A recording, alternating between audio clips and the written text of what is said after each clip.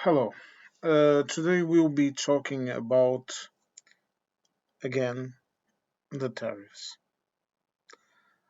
I had this idea of speaking a little about tariffs so that a person that might not understand it or might have a wrong idea about what it is uh, might learn a bit about it, especially some people in the USA, in the United States of America, that is now undergoing the so-called tariff wars by the president. I won't go into considerations about the president in this video, not my president, but I will talk about him and what he is doing in some other videos. But now, let me explain to you what is a tariff. A tariff is as simple as this. For example, you sell me a ton of bananas, 1 ton of bananas, and I buy that ton of bananas for this is of course, remember, examples and not numbers, all right? But you sell me a ton of bananas for 1,000 euros, right? I send you the bananas, you gave me 1,000 euros. Simple, right? And now you say, no, I'm going to impose a 20% tariff on your bananas. So that same ton of bananas that I sold to you at 1,000 euros, you will now buy them for 1,200 euros, right? And in the view of the people that do not understand bananas, that means we will sell you the ton of bananas at 1,000 euros, okay? But we will pay 200 euros of those 1,000. And that is not economics. And that is not why you use tariffs. Hmm? No. What happens is this. I will sell you the bananas, but I will sell you those same bananas at 1,000 euros, and the people, the company that is buying the bananas inside your country, or even if they charge me, or even if I charge them immediately the overtaxing, either those people that import the bananas will pay the 200 extra euros in taxes to the state, or I will sell them to them at 1,200 euros, or I will sell my bananas elsewhere. It's as simple as this. These are the two only ways things will happen. Either I continue to send you the bananas and you buy them at 1,200 euros, or I won't sell them. You don't understand? I will explain this again. Who wants the bananas? You. Who has the bananas? Me. You don't dictate at what price I sell the bananas to you. You only use those tariffs if you want me to sell you less bananas or no bananas. And this is how tariffs are created. What they are created for, to protect certain areas of your production of or whatever in your country. But the issue here is that, okay, stay with me. For example, if you don't have bananas, or if you don't have people to plant those bananas, or if you don't have people to pick those bananas, maybe that is why you're buying my bananas. A country does not buy goods from another country just because. I will give you an example. My country, Portugal, is self-sufficient in a lot of food staples, but in our entire history, we have never been self-sufficient in grain, in wheat.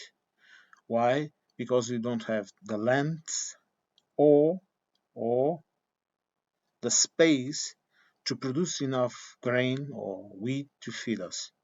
We are self sufficient in other things. I go to the supermarket and around 80% of what I buy is either Portuguese and the other part is mainly Spanish. And now a lot from the EU. This is for multiple reasons because the goods are good, because we like them. Me, for example, as I have mentioned in other videos, I'm part German.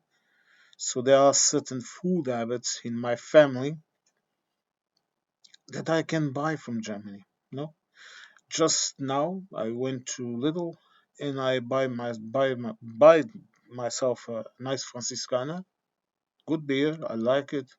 Wheat white beer for 99 cents, a big bottle. Not that different, or even sometimes cheaper than in Germany. I also like to buy my Knockwurst, my Bratwurst. There are certain things that I like to eat and drink because I ate it and drank it when I was a kid. Sausage being one of those things. And German sausage, those types of sausage, I like it. If you're going for preserved meats, Portuguese, you know. If you're going for a good sausage to grill or to cook, whatever, German.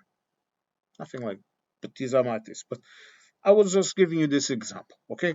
But you have to understand that tariffs are meant to protect. Hmm? They are not meant to enrich a country. They are meant to protect certain areas of production in that country. This is why the EU, for example, has a tariff on Chinese electric cars. Why? Because they were flooding the market with cheap cars subsidized by the Chinese government. And the issue here is not they producing the cars cheaper and selling them to us. Not. The issue here is that the government in China is illegally subsidizing the companies so they can produce mm, cheaper. Meaning, instead of spending, I don't know, another example, okay?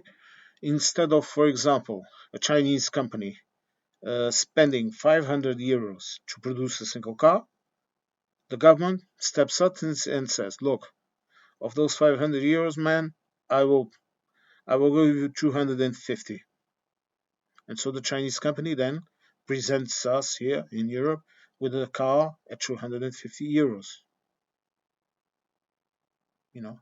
And we put tariffs because we need to protect our own market that is, for example, producing cars at 500 euros without subsidies. It's not the subsidy, it's the level and the way the subsidy is used. You put tariffs on food goods, for example, to protect traditional products inside your country. Even in the in the EU, we all of our countries have the sovereignty to protect certain products and to avoid competition from products from elsewhere in Europe. The difference here is that since we are in a trade union, we negotiate amongst ourselves how we are going to do it. You know, for example, and this is another example, okay? Say, for example, France produces a lot of milk and it wants to sell it all. But they are kicking out of competition the milk producers in Portugal. So what does Portugal do? They say, look, you cannot sell us this much milk, or else we are going to our producers won't be able to compete with these prices. And France says, okay, then you produce too much chorizo. Then you are going to limit the sales of your chorizo. to us so that we can produce our own chorizo producers. Okay? This is how things work inside the EU. You know, the English, especially the Brexiters, had this twisted idea of what a negotiation is. But this is how things work. You know, you compromise to obtain something, and to obtain something, you have to compromise. And that is what being in a trade union means. And that is what trading with other country means. And the United States of America simply do not understand that. Let me tell you this. Why do you think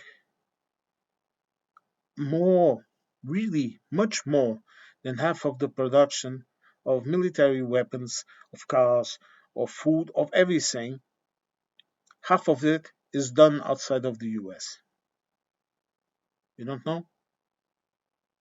Because it's cheaper, because others can do it better. You have to understand this. These tariffs will only benefit those inside your borders that have enough capital and money to invest. For example, another example. I love examples because examples are an extremely effective way of teaching someone about any kind of a subject, because it provides pictures in your head that then you can recall, hmm, when you are faced with the situation.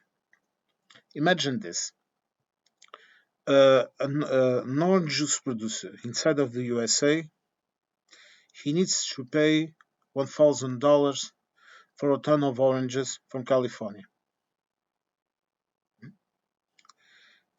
and he only needs to pay $250 for the same ton of oranges, hmm, planted across the border in Mexico.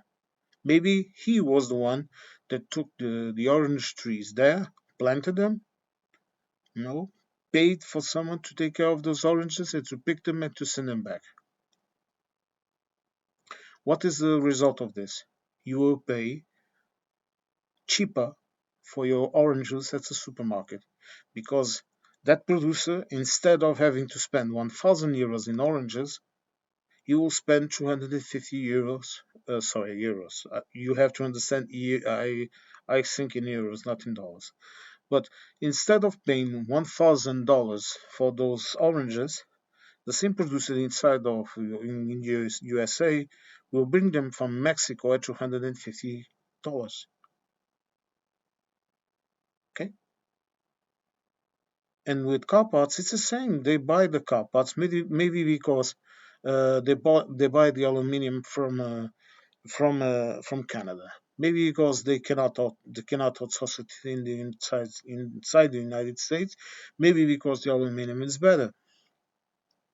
The USA buys a lot of medical products and medical machines and machinery and engineering products from the EU, to their jets, to cars, whatever you can think about it.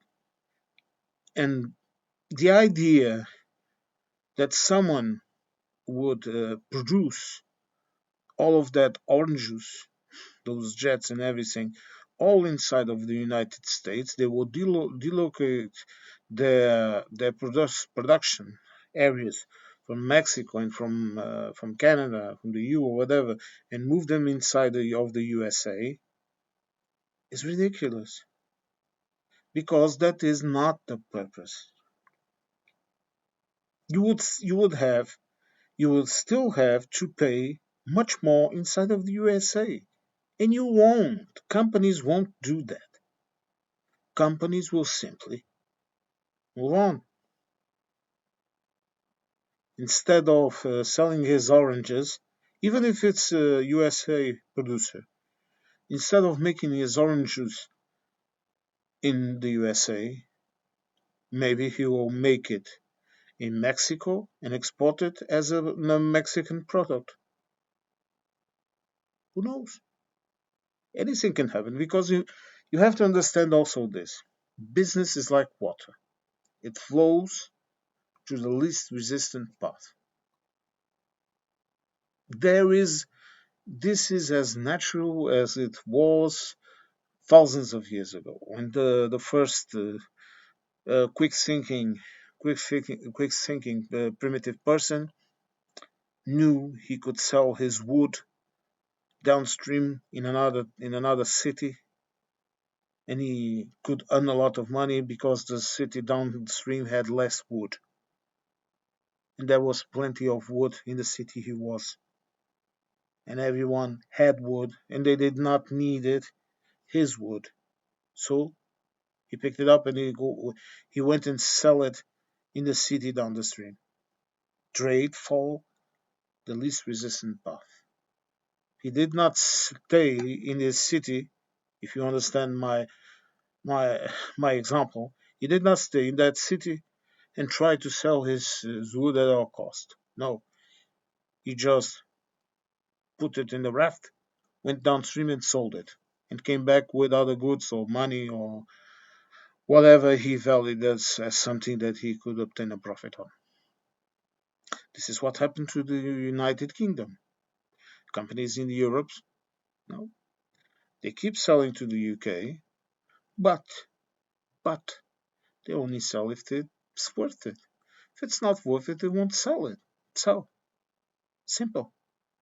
And this is so basic, you know. This is so simple. I cannot understand how a grown man, especially a farmer, that it seems they voted in mass for the new president of the United States.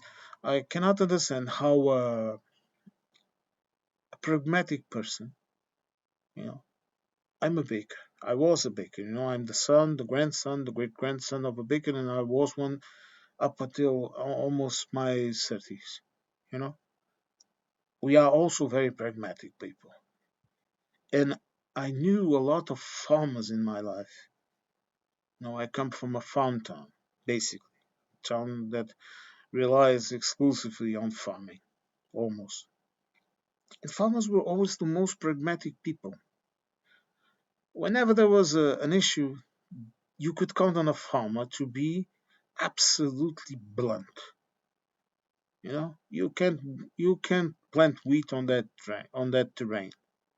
It's too expensive to water it. It's too expensive to protect it from plagues. It's too expensive to protect it from the wild boars, whatever. You know, pragmatic people. But in the United States of America, like in the United Kingdom, farmers voted against their best interests. And even more worrying than that, ethnic minorities in the USA voted against their best interests. Are you crazy, man? Look, I'm a part German guy that was born in a country in a highly, almost religiously communist area. And as you might understand, me speaking German with my grandfather, I got called all the bad names you would call a German. And I'm not even German, man. I'm part German. You know, I consider myself a Portuguese. I do not look that different from other Portuguese. Maybe I'm a bit paler. Maybe I'm a bit wider. I don't know. But do you understand? Oh, look, I had red hair until it got gray really early. But do you understand this? I would never vote for a communist leader or whatever, because I would be mad. I would be voting for a guy that would want my head. You literally voted, and I'm not laughing at you. I'm laughing at the situation because I am not an adept of Schadenfreude. That is not for me, you know. So you got to understand this, man. When that idiot, when that person, whoever he is, whatever branch of government starts talking about imposing tariffs, If out of his mouth anything else than say, for example, I'm going to impose tariffs on cars because I need to protect the American car production. That would be fair. That would be if the value, pardon, if the value of the tariff was adequate, was not extortionary or whatever, it would be perfectly adequate to a president to say, look, I have to impose a tariff. Speaking with his allies, they say, look, my friends, this area is essential to my country. No, I need to have people working. I need to have these cars being sold and circulating in my country. I need to protect this. So I'm going to have to impose a tariff on foreign cars because it's needed. And I will impose, I don't know, 10% because you are selling them much cheaper than mine. And I need at least to give this less 10% in my cars. You can bet your ass any ally might not they might not like it, but they would talk about it. They would, for example, say, "Look, then I want to sell my cheese to you, so I would ask you, no, lower the taxes on my cheese so I can sell a little more for you to you. Now you already control a lot of the market. I just want to sell a bit more cheese for you to you." And there, this is how trade is done. I know this looks like something terribly simple, but it is that simple until you mix in emotions and dumb politics. So next time anyone talks about tariffs, I don't know, man. Make a resume of this video and show it to them, so they would understand the story of the bananas. All right? Now, folks, have yourselves a good day, and remember, don't let yourself be fooled by people talking about tariffs like it's some kind of tax you are going to impose on foreign markets, because foreign markets will tell you to F off. All right? Bye.